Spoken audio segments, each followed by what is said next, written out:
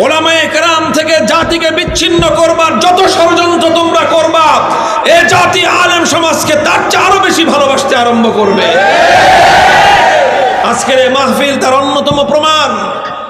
তেমন কোনো আয়োজন নেই, কোনো প্রচারণা নেই, কিন্তু বাদ ভাঙ্গা জোয়ার ছুটেছে মাহফিলগুলোর দিকে। কোরআনের মাহফিলগুলো ইনশাআল্লাহ এবছর আমার ধারণা প্রতিটি মাহফিলে আগের চেয়ে আরো বেশি জনশক্তির উপস্থিতি হবে। উলামায়ে কেরাম সমাজে দায়িত্ব পালন করছেন বলে আজও পর্যন্ত নাস্তিক এবং মুরতাদরা সমাজের মধ্যে তারা খেয়ে পড়ে বেঁচে আছে। উলামায়ে কেরাম দায়িত্ব পালন করছেন বলে সমাজটার মধ্যে এখনো পর্যন্ত মানুষ বেঁচে থাকবার মতো, মানুষ বসবাস করবার মতো অনুকূল পরিবেশ কায়েম রয়েছে। আলেমদের এই সকল ভূমিকাগুলি যদি না থাকতো, সমাজ বিনির্মাণে উলামায়ে কেরামের এই কন্ট্রিবিউশন যদি না থাকতো, বাংলার এই প্রত্যেকটি অঞ্চলে অঞ্চলে, প্রতিটি পাড়ায় পাড়ায়, গ্রামে গ্রামে উলামায়ে কেরামের কোরআনের মাহফিলগুলি যদি না হতো, রাত আর দিনের এই নীরবতা ভেদ করে উলামায়ে কেরামের সুললিত কণ্ঠের কোরআনের তেলাওয়াতের আওয়াজ যদি গুঞ্জরিত না হতো, তা আল্লাহর এই জমিনে মানুষ বসবাস করবার উপযুক্ত থাকতো না। তোমরা বুঝো না উলামায়ে কেরাম কি করে। তোমরা প্রোডাকশন মনে করছো খালি মুরগির বাচ্চা ফুটানো প্রোডাকশন। তোমরা প্রোডাকশন মনে করছো গরুর বাছুর আর ছাগলের বাচ্চা হওয়ার নাম প্রোডাকশন।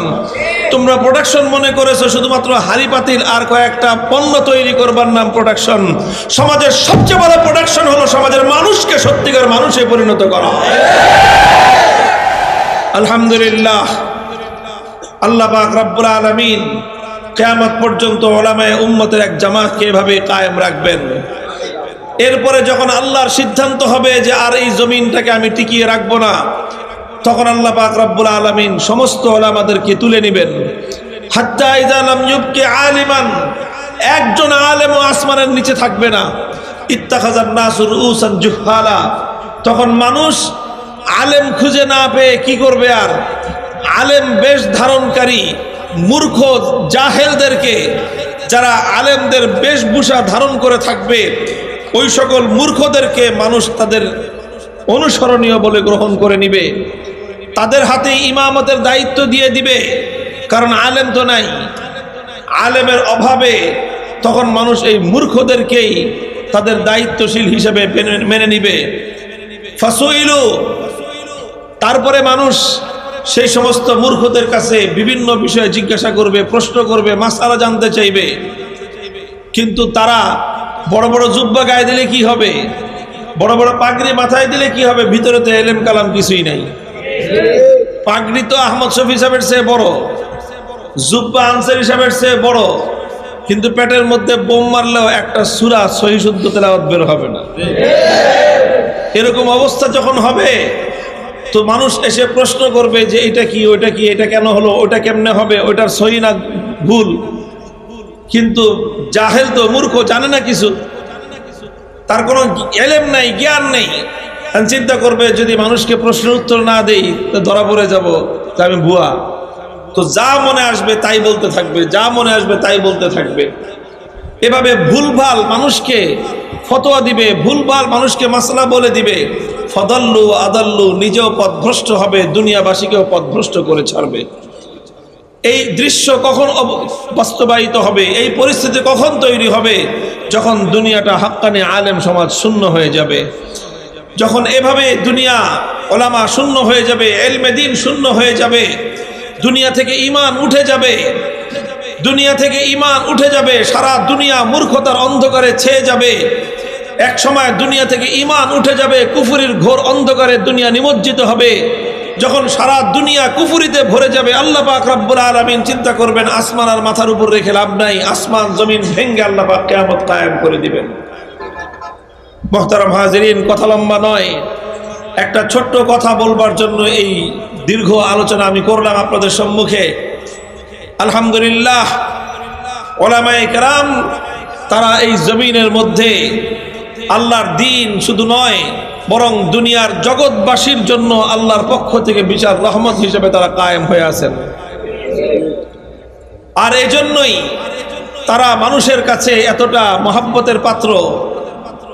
আল্লাহ পাক রব্বুল আলামিনের উসুল, আল্লাহর নিজাম, আল্লাহর নিয়ম হলো এই যে আল্লাহ পাক রব্বুল আলামিন যাকে আল্লাহর দ্বীনের জন্য যে খিদমত করে, আল্লাহর দ্বীনের জন্য যে নিজেকে পেশ করে, আল্লাহ পাক রব্বুল আলামিন তাকে মহব্বত করেন। হাদিসের মধ্যে আসছে আল্লাহ পাক রব্বুল আলামিন তার কোনো বান্দাকে যখন মহব্বত করেন, জিবরিল আমিনকে আল্লাহ ডেকে বলেন, জিবরিল আমি আমার অমুক বান্দাকে মহব্বত করি, সুতরাং তুমিও মহব্বত করতে শুরু করে দাও। আল্লাহর কথা শুনে জিবরিল আমিন মহব্বত করতে শুরু করেন। জিবরিল আমিন ফেরেশতাদেরকে ডেকে বলেন, অমুক বান্দাকে আল্লাহ মহব্বত করে, আমিও মহব্বত করি, সুতরাং হে আসমানের ফেরেশতারা তোমরাও এই লোকটাকে মহব্বত করতে শুরু করে দাও। আসমানের সমস্ত ফেরেশতারা আল্লাহর প্রিয় পাত্রকে মহব্বত করা শুরু করে। ফায়ুজালাহুল কবুল ফিদ দুনিয়া, অতঃপর আসমানের ফেরেশতাদের সেই ভালোবাসার প্রতিচ্ছবি, তার প্রতিবিম্ব পড়ে এই জমিনের মধ্যে। তখন জমিনওয়ালারা, দুনিয়াবাসীরাও আল্লাহর সেই প্রিয় ব্যক্তিকে মহব্বত করতে আরম্ভ করে। একজন মানুষ যখন আল্লাহর এরকম মাহবুব হয়ে যায়, আর আল্লাহর প্রিয় পাত্র হওয়ার জন্য সবচেয়ে মোক্ষম এবং সবচেয়ে উত্তম উপায় হলো ওই জিনিসের মাধ্যমে আল্লাহর প্রিয় পাত্র হওয়া যায় যেই জিনিস আল্লাহর কাছ থেকে এসেছে, অর্থাৎ আল্লাহর কালাম এবং আল্লাহর কোরআন। আল্লাহর কোরআনের মাধ্যমে বান্দার আল্লাহর কাছে সবচেয়ে বেশি মাহবুব হয়ে যায়, সবচেয়ে বেশি প্রিয় হয়ে যায়। এই সবগুলো বিষয় আল্লামা জুবায়ের আহমদ আনসারীর মাধ্যমে আমরা জীবন্ত নমুনা দেখেছি, তার বাস্তবায়ন দেখেছি। একবিংশ শতাব্দীতে এই আখেরি জামানায় তার এক জ্বলন্ত দৃষ্টান্ত আমরা লক্ষ্য করেছি যে আল্লাহর কোরআনের এই খাদেম, কোরআনের খিদমত করার জন্য বাংলাদেশের মনে হয় এমন কোনো অঞ্চল নেই, এমন কোনো জনপদ নেই যেই জনপদে আল্লামা আনসারীর পদচারণা না হয়েছে। প্রতিটি জনপদে তিনি কোরআনের খিদমতের জন্য গিয়েছেন। মুহতারাম হাজিরিন, আল্লামা আনসারী রহমতুল্লাহ আলাইহি কোরআনের খিদমত করেছেন। আমি সাক্ষ্য দেই, ওলামায়ে কেরাম হাজারো সাক্ষ্য দিবেন, তার এই খিদমত ছিল নিঃস্বার্থ খিদমত। তার এই খিদমত ছিল শুধুমাত্র আল্লাহর কোরআনের মহব্বতে খিদমত। তার এই খিদমত, তার এই মেহনত, তার এই নির্ঘুম রাত্রি যাপন, তার হাজার মাইল পথ চলাটা, এটা ছিল আল্লাহ পাক রব্বুল আলামিনের দ্বীনের প্রতি মহব্বতের কারণেই ছিল। তিনি আনসারী সাহেব মাহফিল করতেন। যারা আনসারী সাহেব হুজুরকে দিয়ে মাহফিল করিয়েছেন, তারা আনসারী সাহেবের মতো বিশ্ববরেণ্য নন্দিত মুফাসসিরে কোরআনকে কত টাকা হাদিয়া দিতেন নিজেরাই ভালো জানেন। আমাদের একজন বন্ধু ছিলেন, একজন ভালো আলেম, বাংলাদেশের একজন নামকরা জাদ্রেল একজন আলোচক। আনসারী সাহেবেরও খুব মহব্বতের মানুষ ছিলেন, খুব কাছের মানুষ ছিলেন।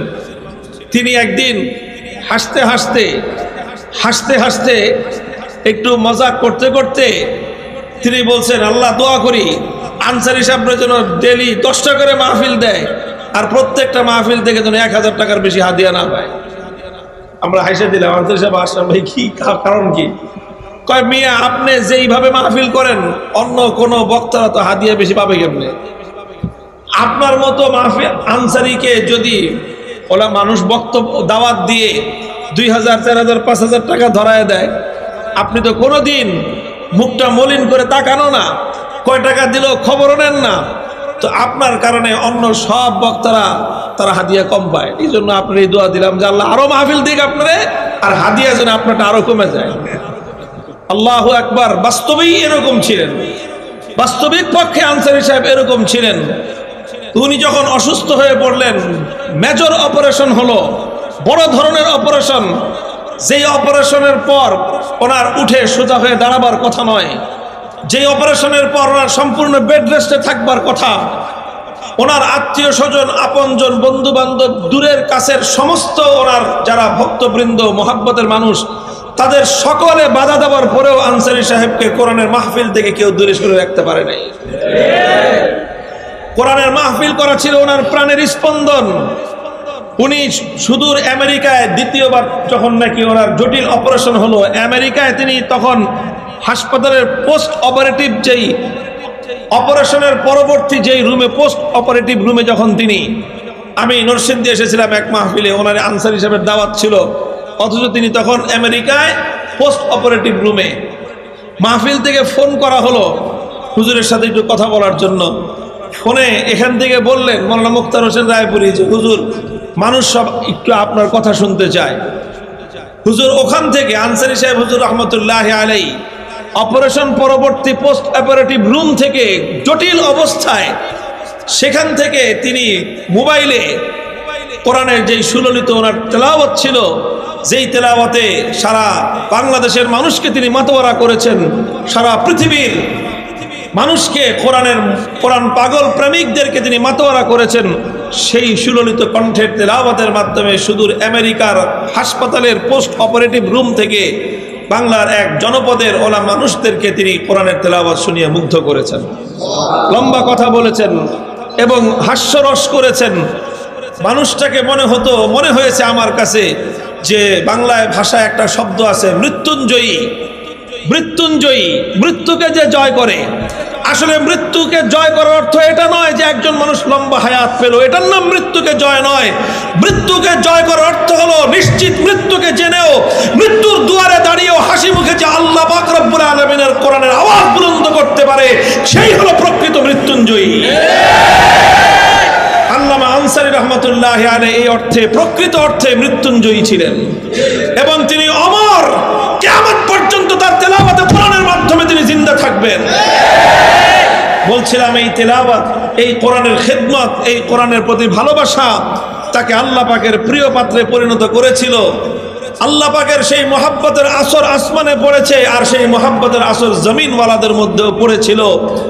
আর তারই কিছুটা বহির্প্রকাশ ঘটেছে। নজিরবিহীন আমি তো বলবো শতাব্দীর সর্বশ্রেষ্ঠ জানাজা হয়েছে মরহুম আনসারী রহমাতুল্লাহি আলাইহির। করোনা কালের অচল অবস্থার সমস্ত দেয়াল ভেদ করে, সমস্ত অচল অবস্থার গণ্ডি পেরিয়ে যেভাবে বাঁধ ভাঙ্গা জোয়ারের মতো মানুষ আল্লামা আনসারীর জানাজায় শরীক হয়েছিল, এদেশের কোরআনের দুশ্মন, নাস্তিক্যবাদের দোসর, ওলামায়ে কেরামের দুশ্মনদের গায়ের মধ্যে আগুন ধরে গিয়েছিল।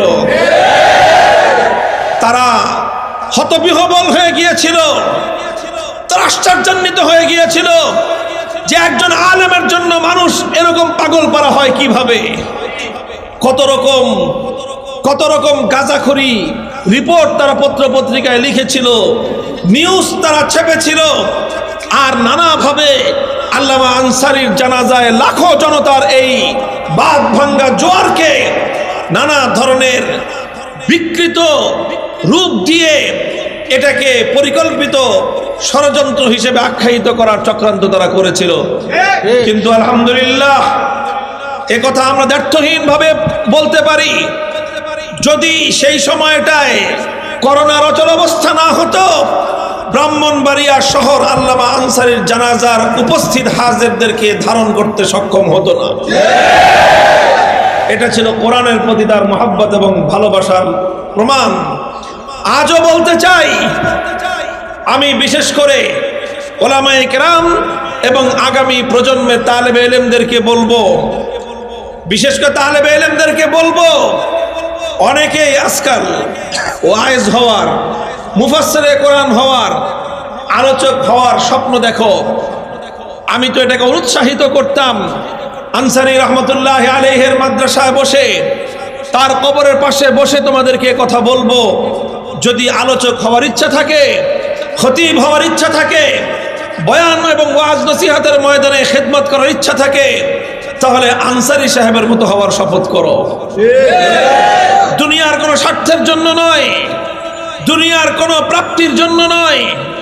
তিনি গাড়ি দিয়ে মাহফিলগুলোতে যেতেন ঠিক, কিন্তু আমি নিজে বহুবার ওনার কাছ থেকে শুনেছি তিনি অস্থিরতা প্রকাশ করতেন যে না পেরে তো গাড়ি দিয়ে যাচ্ছি, কিন্তু এই গাড়ি দিয়ে যে মাহফিলে যাই আমি, এটার কারণে মাহফিলের আয়োজক, মাদ্রাসার কর্তৃপক্ষ, তাদের উপর বোঝা হয়ে যায় যে তারা মনে করে যে হুজুর গাড়ি নিয়ে আসছে, বেশি ভাড়া দেওয়া দরকার।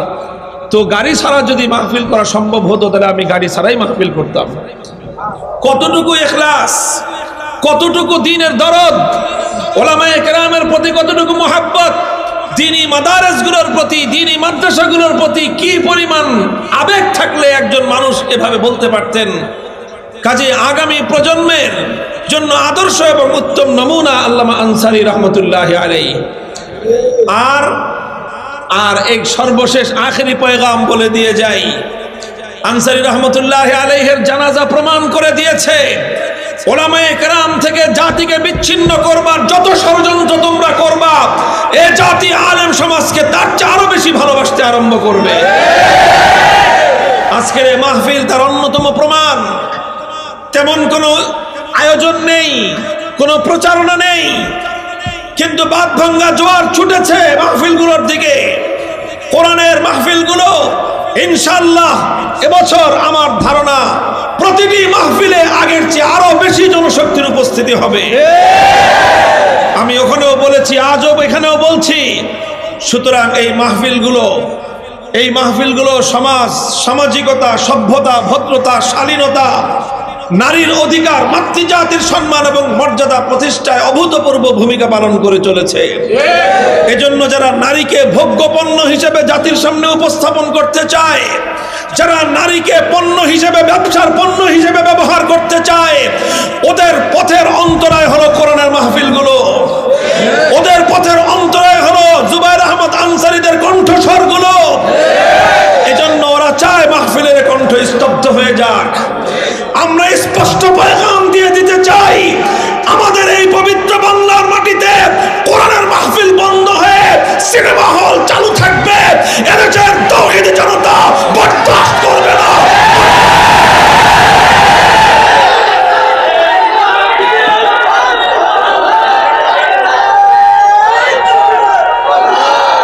ইনশাআল্লাহ আল্লামা আনসারী রহমাতুল্লাহি আলাইহি যতদিন ছিলেন,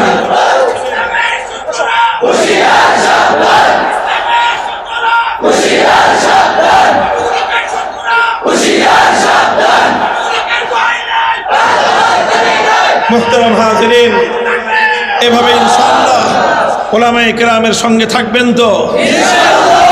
উলামায়ে উম্মত আলহামদুলিল্লাহ আল্লাহ এবং তার রাসূলের পক্ষ থেকে দায়িত্বপ্রাপ্ত জাতির রাহবার। উলামায়ে কেরাম তারা আল্লাহ এবং তার রাসূলের পক্ষ থেকে দায়িত্বপ্রাপ্ত উম্মতের, দেশের এবং জাতির পথ প্রদর্শক। কাজেই আলেমদের থেকে জাতিকে বিচ্ছিন্ন করবার প্রতিটি চক্রান্ত এবং ষড়যন্ত্র সম্পর্কে সজাগ থাকবেন। আল্লাহ পাক রব্বুল আলামিন আপনাদেরকে তৌফিক দান করেন। আল্লামা জুবায়ের আহমদ আনসারী রহমাতুল্লাহি আলাইহির জীবনব্যাপী খিদমাতকে আল্লাহ পাক কবুল করেন। তার রেখে যাওয়া এই আমানত, আমরা ওনার ইন্তেকালের কয়েকদিন আগে রাবেতাতুল ওয়াইজিনের পক্ষ থেকে আল্লামা আনসারী রহমাতুল্লাহি আলাইহিকে শেষবারের মতো দেখতে ওনার বাড়িতে গিয়েছিলাম। মুখের জুবান তখন চলে না, কথা বলতে পারেন না। কোনো কথা কাউকে বুঝাতে হলে লিখে লিখে বুঝাতেন। আমরা যখন আল্লামা মওলানা আইয়ুবী সাহেব, মওলানা হাসান জামিল সাহেব সহ, আমি সহ আমরা আলেমদের একটি ওয়াফদ এবং প্রতিনিধি দল হযরতকে দেখতে গিয়েছিলাম, আনসারী সাহেব হুজুরকে। তখন তিনি আমাদেরকে লিখে লিখে কয়েকটা কথা আমাদের জন্য রেখেছিলেন। সেই কথাগুলির মধ্যে ছিল, মরতে তো হবেই, চলে যাব, তবে আমি আপনাদের কাছে আমার এই মাদ্রাসাকে আমানত রেখে গেলাম। আপনারা আমার মৃত্যুর পরেও এই মাদ্রাসার প্রতি খেয়াল রাখবেন।